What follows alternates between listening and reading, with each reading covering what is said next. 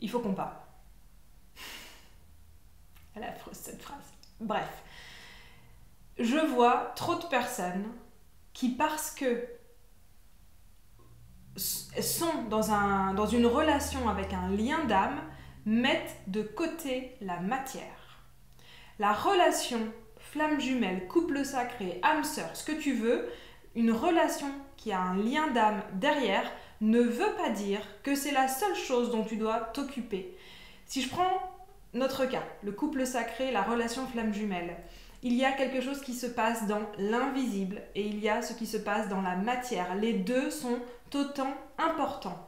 C'est-à-dire que oui, il y a une reconnexion énergétique, oui, il y a un potentiel, oui, il y a tout ça. Et dans la matière, il y a quoi?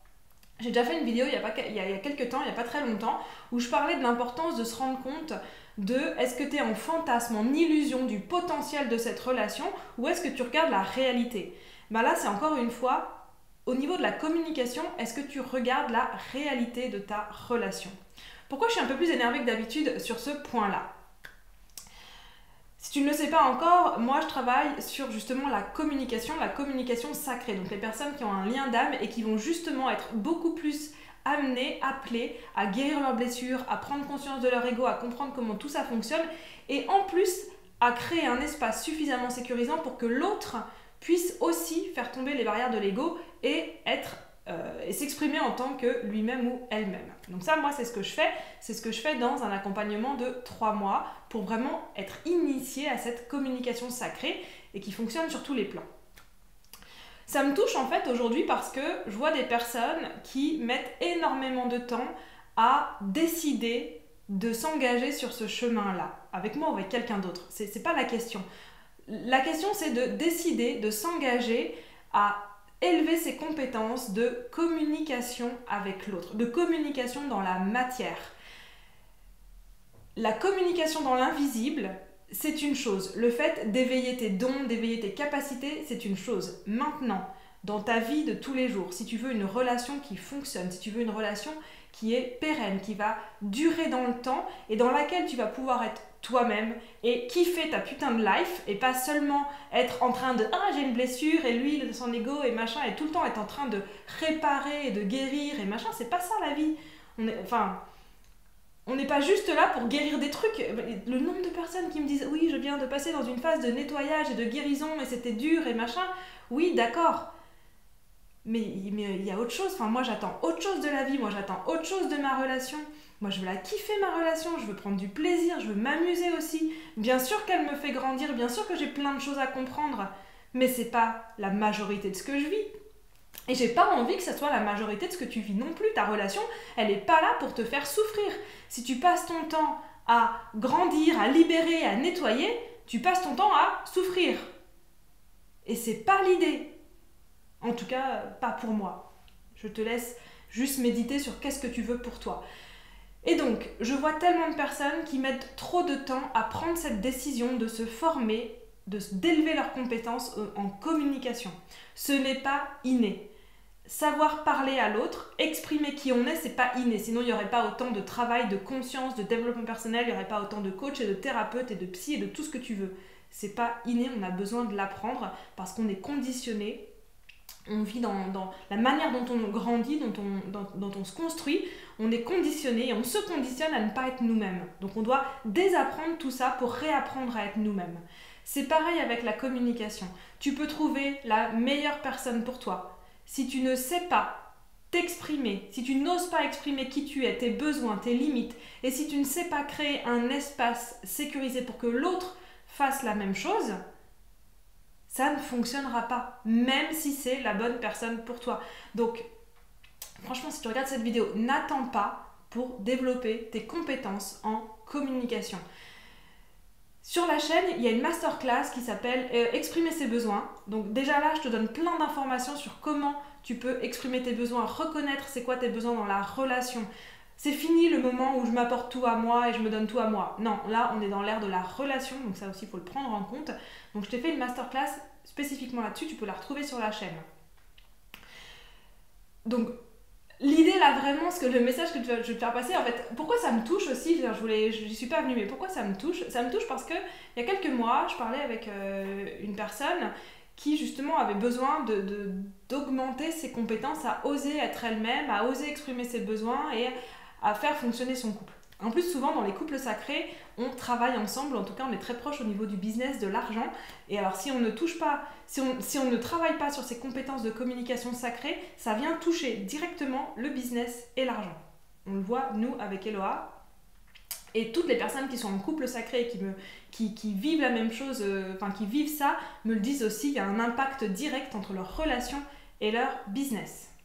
Ça me touche en fait parce que cette femme-là, ça m'a rappelé tous les moments dans les films où il y a deux personnes qui sont faites pour être l'une avec l'autre. Deux personnes qui s'aiment et qui ne savent pas se le dire. Et qu'est-ce qui se passe au bout d'un moment? C'est la rupture. C'est la rupture dans le couple sacré. C'est pas parce que tu as réussi tout à coup à être avec ta flamme jumelle, et c'est super cool parce que tu as déjà fait un gros chemin si tu en es là, et ça veut dire que vous êtes les deux engagés sur cette relation, mais c'est pas parce que tu en es là que ça y est, c'est fini. C'est le début d'un autre chemin. La fin d'un chemin est forcément le début d'un autre. T'es pas arrivé à un objectif et c'est terminé. Et c'est là où c'est important vraiment de travailler sur ces compétences de communication sacrées. Et les compétences de communication, c'est pas simplement dire ce que tu ressens. Je sais que quand je dis ça, en général, on va me dire oui, mais dans la CNV, oui, je sais. Moi, je suis pas d'accord avec ça. Je pense que simplement dire ce qu'on ressent et simplement dire ce dont on a besoin, ça ne suffit pas à créer un espace sécurisant pour les deux partenaires. Ça ne suffit pas à créer un style d'attachement sécurisant. Et moi, c'est là-dessus que je travaille, c'est sur créer un style d'attachement sécurisant pour les deux partenaires. Et c'est ça qui fait qu'on a une relation qu'on kiffe à la fin.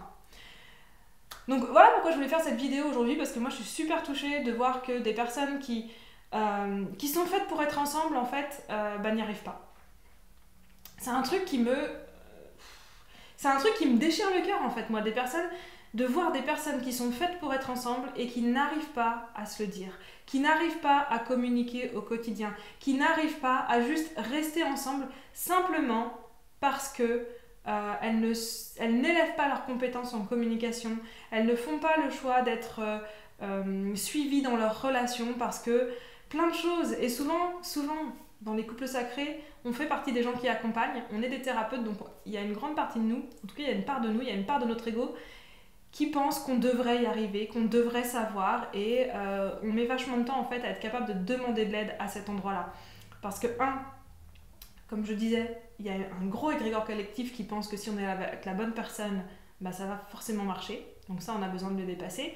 Parce que on est thérapeute, coach, accompagnant, et donc on pense que on a les informations, mais avoir les informations pour les autres, ça ne veut pas dire qu'on les intègre nous dans notre vie. Donc ça demande à être dépassé.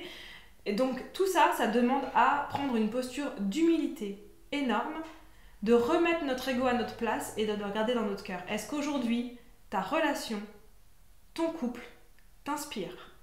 Est-ce qu'aujourd'hui, ton couple t'inspire dans tous les moments? Est-ce que ton couple t'inspire quand ça va bien? Est-ce que ton couple t'inspire sur la gestion des conflits? Est-ce que tu trouves que ton couple t'inspire dans le quotidien, les choses simples? Est-ce que ton couple t'inspire dans les côtés extraordinaires? Regarde tous les moments de ta relation. Regarde tous les moments de ton couple. Ou est-ce que ton couple ne t'inspire pas, ne t'inspire plus, ne t'inspire pas assez?